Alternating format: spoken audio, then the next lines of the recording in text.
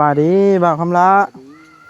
แบบนี้ได้เหรอหยังมาให้บ่าวคำลาน่ะวันอาทิตย์เนาะเอาเล่ป้าขึ้นคอยสินั่งน้ำนี่มันเจ้าอย่าเข้านะมาทำหลังมาติดเข้าก่อนค่อยโย่คอยฝนตกเฮ้ยค่อยแล้วยืนจากทนอยู่อย่าเจ้าแล้วเนาะเจ้าอยากตากลบได้ไหมขาวบ่าวคำลาบ่ได้ย่อมเลยเอิ้นกันเข้าให้ให้กันตากคนแต่ซึ้งยังหันเนาะโย่เจ้าแล้วบ่อยากเข่าเองคอยมาคอยอยากเข่าแล้วได้คอยผมบ่ได้สนได้เนาะบ่าวคำลาอ่ะวันนั้นมีไผมาหามานี่เนาะจะได้บ่จิตบาทฮะจะได้บ่จิตบาทบ่จิตเป็นจังได๋บ่จินอ่ะคือว่าส่งปิดอยู่ว้าวมาแล้วมันอุกนำลาวแล้วบ่อุกเลยปิดช่างรายได้เจ้าฮู้จักมาได้ไสเบิ่งนำบ่บอสนะฟังน้ำคอยผู้หันแล้วเนาะโดยเจ็บเป็นไข่ต่างเลยก่อนลอยเด้บาทข่อยนำบ่จิตก็เพิ่นแฮงบาทภูมิใจเลยเนาะโดยอย่าลืมกดติดตามเพื่อเป็นกำลังใจให้ผมด้วยนะครับทุกคนขอบคุณมากๆครับโอ้ยพี่น้องไอ้เปิดภาพขึ้นกันเนาะมาบ้านบ่าวคำหลายแล้วพี่น้องไอ้มานี่ก็ได้มาฮอดกระช่วงบ่ายๆพี่น้องไอ้ยังบ่เห็นไผเอามากับบ่าวจอยชาแนล2 คนทางบ่าวแสนเพิ่นยังบ่ทันเข้ามาเนาะว่าจะไปซื้อเตียงพี่น้องไอ้ทางเฮาก็ว่าจะไปซื้อเตียงแล้วบัดอันนั้นพี่น้องฝนตกรถออกจากเฮือนบ่ได้พี่น้องรถออกจากเฮือนบ่ได้มันทางมันมืดแห้งก็เลยเป็นมื้อหน้าก่อนว่าซื้อเตียงมาไว้นั่งกินข้าวกินน้ำเนาะเสาแห้งมาวัดได้ยินข่าวไล่จากบาจิตว่าช่องบาจิตถึกวิธีการสร้างรายได้พี่น้องเอ้ยโอ้ตัวได้ยินแล้วอึ้งเลยช่องบาเตียงก็ถึกปิดช่องบาลีก็ถึกปิด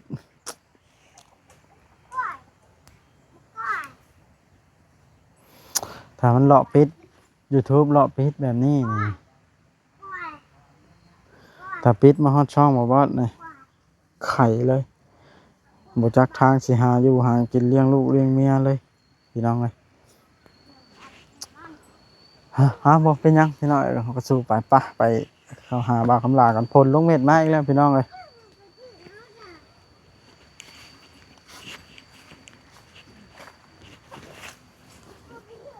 มานี่เฮาก็ซื้ออันนี้มาให้บ่าวคำลาพี่น้องเอ้ยไฟแสงอาทิตย์มาไว้ให้เพิ่นใต้เป็นเรื่อยมานี่โซเพิ่น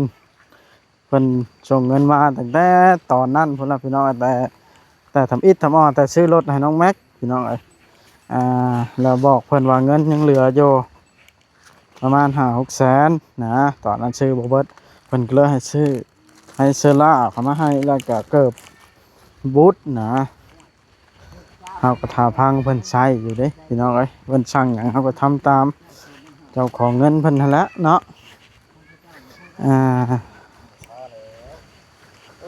เฮาฝนตกอันนี้สบายดีบ่าวคำลา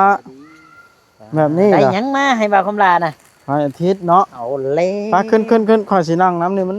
เจ้าอย่าเข้านะมาทำหลังมาติดเข้าก่อนค่อยโย่คอยฝนตกเฮ้ยค่อยแล้วยืนจากทนอยู่อย่าเจ้าแล้วเนาะเจ้าอยากตากลบได้ไหมขาวบ่าวคำลาบ่ได้ย่อมเลยเอิ้นกันเข้าให้กันตากคนแต่ซึ้งยังหันเนาะโย่เจ้าแล้วบ่อยากเข่าเองคอยมาคอยอยากเข่าแล้วได้คอยผมบ่ได้สนได้เนาะว่าคำละวันนั้นมีไผมาหามานี่เนาะจะได้บ่จิตบาท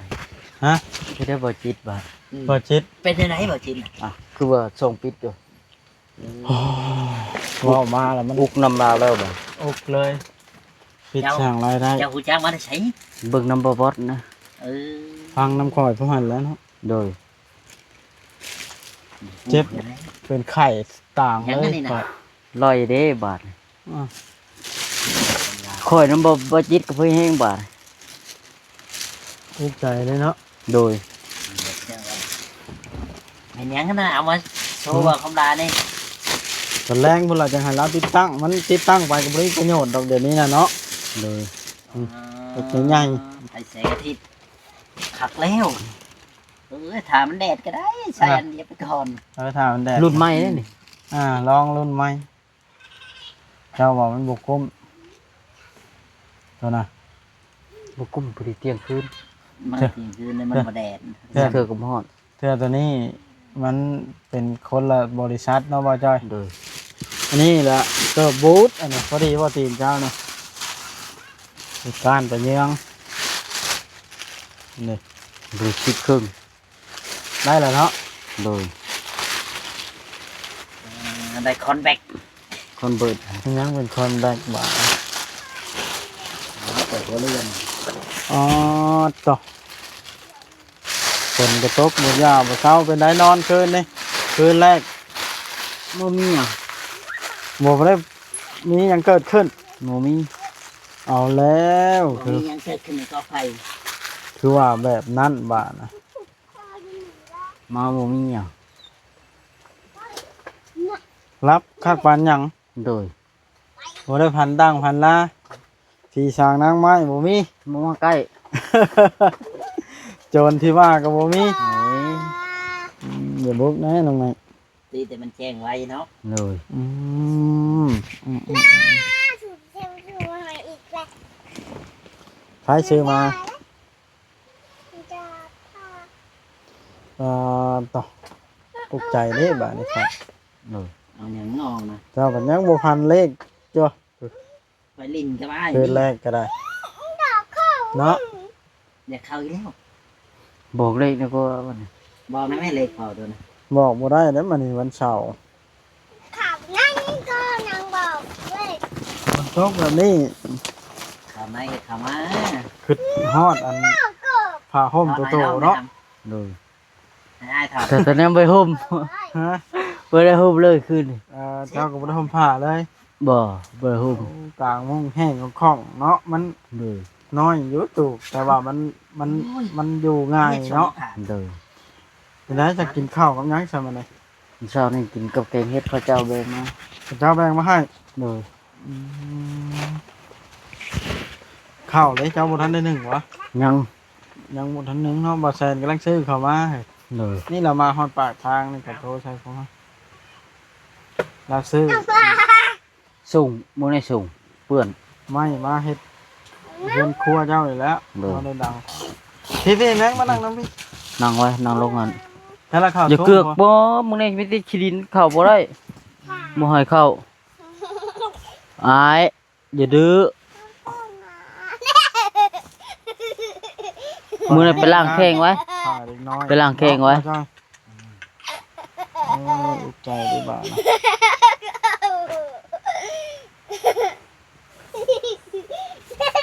นะ น้องเลยน้องไปดินไหม ไว้ยังโอเออยู่นี่เด้อ เออ ไปแม่ มันไม่อายเออ ไปล้างแข้งก่อนไปล้างแข้งก็จะเข้ามาไป เอา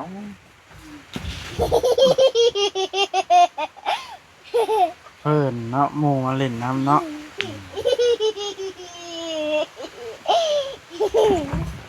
อย่าเฮ็ดพอว่านะ ก็ต่อเสียดายเด้นอนคืนแรกยันคืนที่3พุ่นพอดีเป็นวันจันทร์พุ่นเนาะ โดย วันนี้คืนวันเสาร์เด้แรงวันอาทิตย์คืนวันที่มื้อที่3จะมาอยู่นี่อาจสิ1,600โต โดนอยู่บอกบ่รถ บอกว่าทุกคนว่า YouTube มานี่ โดย เข้ากับ บ่จิตแน่เบา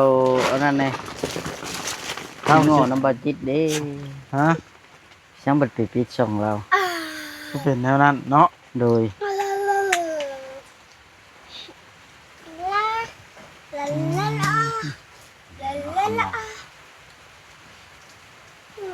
ให้คนไปพิดช่องแล้วนะ อย่าบุก แต่มันใส่ทำสามก็ได้ถ้าทำสามแต่ว่าอ่าง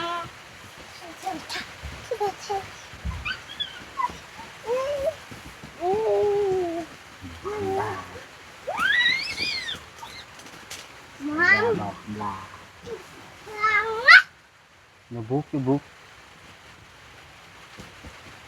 นั่งอยู่แล้วยังไม่ได้กินข้าวเกลือ ไผ มาคำลาว ออกไว้แล้วมันสิแดงเฮ็ด เจ้านี่คือแกงเฮ็ด มีบ่ ย่างไปย่างมาไปแม่ไปลินนะกูว่า เรากูเห็นนั่งนั่งกักแต่ อย่าดื้อนะ แต่แท้แต่บนจุดแต่แท้ กูจะได้ยังห้าเดือนบัดน นั่นไปตั้ง อย่าเด้อนะแม็กอย่าเด้อพ่อพังนะแม่หมอนี่เฮ้ย อย่าดื้อว่าอยู่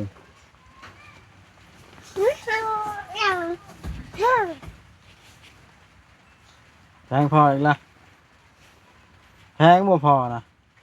กันแพงพอแล้วมานั่งอยู่พี่ นั่งเลยไว้ไว้ โอ้ยขาหมอแม็กบาท มึงอย่าดื้อกูว่าโอ้ย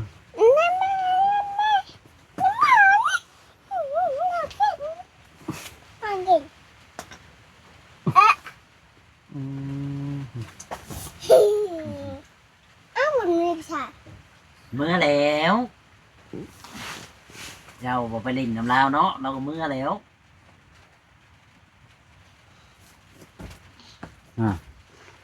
เป็นยังไงยังเข้าไปเข้ามาอยู่ในกล้องเลยนะ เจ้าลองไปเล่นน้ำลาวแม่ อุ้ยอย่าดื้อเลยนะ อยากกินนมอยากอยากกินนม เวลาคนบ่มาเพิ่นก็ดื้อแบบนี้บ่ดื้อ ดู อยาก ลิ้นมั่ว กิน เว้ย นม กินบ่เหมาะแม่ยา กูจะได้ชูนเลยมัน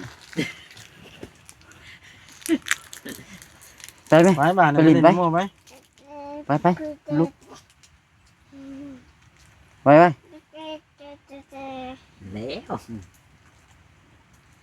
อืม ไปแล้วแม่ไปลินไป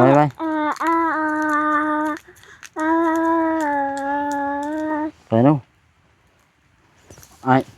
บอกไปพังหน่อยไหม อย่ามันอย่าเลยใส่เอาให้จังเนี่ยเฮ็ดเนาะเอาบ่แซนซื้อเอาไม้เอาหยังมาเฮ็ดอันนั้นได้เดี๋ยวนี้เฮ็ดวางดังพื้นดังไผเจ้านะ ดู รถไทยเพิ่นไปใช้อยู่บ่ตอนนะ ดูถ่ายปูพ่อเนาะ รถไทยวางเจ้าอยู่นะ อยู่ เพิ่นอยู่ละจะหน่อยละเจ้าย่างออกไปคนเครื่องใช้รถไทยครับเอารถไทยมา โดย เด้อ โดย แกไม้แกต่อเพราะว่ารถเข้ามาพี่บ่ฮอดเด้ โดย รถเข้ามาพี่ฮอดใครอยู่เนาะ โดย สิง่ายอยู่ ไม่ไปลินนะ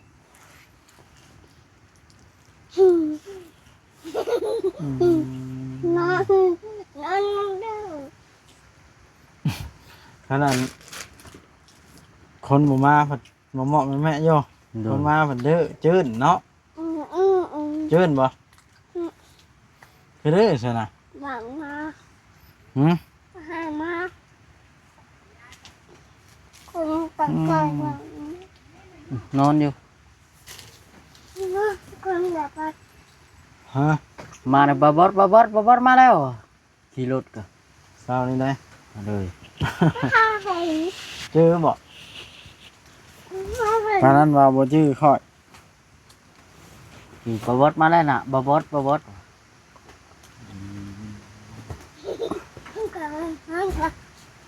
เขาไปนอนอยู่ ไม่ได้ก็ ดีนอนรถ โอ้ยนั่งลงนี่จะดื้อนั่นไหม ได้น้ำเขียวมาได้ใช้ซะนี่ ทหาร ไปซื้ออยู่ห้านเช้านี้บ่ โดย มันมีมะนาวเลย บ่หนาวนะบางหนาวเต็มอยู่ เนาะ โดย มันยืนเผาหยังอันนี้ พ่อบอกไอ้ ไปไหมอายไปน้ำดินน้ำโมนะถ่ายคลิปก็บ่ได้มาพี่มานั่งพี่มามานั่งนั่งอยู่นั่งลงสัมภาษณ์บ่าวจ้อยบัดนะ มันนั่งอยู่ แบ่งให้อ้ายกินแน่ มาไปก้อนหนึงก่อน ไว้ปานหน้าเนี่ยไว้ นี่ ไว้นะเอา ใช้บ้านนี่คิดไปตัวเสื้อบอกมันนะ ว่าไปนุ่งเสือไว้มันนุ่งเสือไว้จะมาเรียนไว้ ทำไม ยืนตากฝนอยู่ ยืนแต่คนหนาวไว้เดี๋ยวบ่สบายไว้ ทายเอาครับบ่ได้ ไปมันนุ่งเสือไว้ไว้ อาบน้ำเมื่อคืนนี่ อาบน้ำดีบ่คนเงิน มาปะ นอนน้ำบางยาเกือกจะพอเลยที เอาหญ้าน อนคาเดียวด้วยนะนอนคาเดียวผู้ลงผู้ลงขอบผู้ เพิ่นกิ้งลง โดย ข้างบ่นอนที่ตัวเองบ้านในความรู้สึก โดย สบายใจเนาะ โดย ได้นอนแบบนอนของตัวเองก็สบายใจอีกแบบนึง อย่ามาอืม เจ้าทุ่งแช่วะ นั่งหันน่ะ เจ้าทุ่งแช่เราไปทางนี้นะเอ่อกินแล้วตอนเว้นในข้าวเนาะ โดย ให้กินกันอย่างตื่นมาคำมาเนาะ โดยใจแป๊บนึง นี่แบบนะ เฮ็ดบ่ออกบ่แทนกำยางใจ เอามันก็พ่อบ่ได้ไป หลายคนเก็บเนาะ โดย เราเก็บคอยเก็บดิ นี่นะบางทีเอาทันเขา เพื่อตื่นแบบเขามาเลยแต่บ่ทันมืดผู้เขาเก็บ มันได้ดิ โดย เดือดได้กิน ไปเขาล่างเกงเลยเจ้าลูก ว่าโตครับเขาล่างแข่งแล้วเพื่อนลูกว่าวนะ อ้าวเอ้ยบ่ลูกเขาล่างเกงแล้วเช้าเลย โอ้นอนที่ไม่แล้วรับคักปานนะ โดย เขาจนล่างเฮ็ดแก่ มันสิมันอันนั้นเด้เนาะมันอัน มันโดน มันอุ่นมันเงียบเด้เนาะ โดย คอยเป็นในห้องแล้วสิลองบาดนะคนตก อัดตัวนี้ลงเพื่อฉะนั้นเนาะมืดตื้อๆอยู่ คืนเลยเนาะ ๆโดย มันคือบ่แจ้งเนาะ คนตกแบบนี้คอยได้สิลองบาดนะ อายอยู่ซื่อ ถ้าคลิปนี้จบคอยสิลองได้นี่เนาะว่าจอยลองถูกเลยนี่ ลองโลด ให้ลองมาหน่อย ลองโลด บ่แม่นว่าคนลายเนี่ยจะต้อง กินน้อยบ่ได้เงียวจะมานอนปะบ่ได้เงียว โดย หาเงียวตอนเช้าทีเดียวลูกเงียวพี่ โดย ป้าดต่อเก่งกว่าบ่จอยแล้วสิ บ่บอลได้เงียวใช่บอลได้บ่บอลน่ะ จะเชื่ออยู่ว่าช่างงานนั้นนี่แต่เงียวใช่บอลใช่ไปเพิดนอนกับมือกัน โอ้ยช่วยอยู่หันบ่จอยเนาะเนาะแต่บ่จอยว่าไปช่วยอยู่หันเนาะฝนกระตกบ่ย่าใครจังได้เฮ็ด ตกลิ้นอยู่นี่แล้วหน้ามันเดือน8เดือน9แล้ว กินปากอ่ะ บ่รีเพิ่นไปเบิ่งเขาเจาะน้ำอันนี้เนาะไม่ได้มาของเฮาว่าสิไปคนแบบสวายก่อนว่าสิไปซื้อเตียงนี่ยังบ่ได้ได้แต่ไฟโซล่าร์เซลล์ก็เกิดมาให้เจ้าเป็นผู้เก่านั่นล่ะผู้ซื้ออันเกิดบ่งเกิดอันชื่อรถให้น้องแม็กเนี่ยนะจะชื่ออะไรบ่ ลืม เรื่องเลย เลย เอ้ยมันนี่โส มันนี่สู่ เจ้าเอิ้นแม่มันนี่โสก็ได้ มันสูง เนาะเอาอยากให้เจ้าขอบคุณเพิ่นที่เพิ่น ขอบคุณเด้อก็เก็บจะได้ของไก่นี่อยู่ดีนี่เด้อแม่เด้อท่านเศร้าไหลเข้ามาแรงเด้อ สาธุเนาะเอ้ยมันนี่โสเพิ่นก็พากมาแต่ข้าวนั่นพุ่นละแต่ว่าเงินเพิ่นยังเหลืออยู่เพิ่นเลยใช้คอยซื้อเขามาให้นะให้มัน เลย เพราะว่าดอกหนึงไต้อยู่ในแล้วต้องไต้อยู่นอกน้ำนะเวลาย่างออก ไปมาเข้ามาน้ำหรือว่าโยกน้ำโยกในตอนแรงเนาะบ่จอย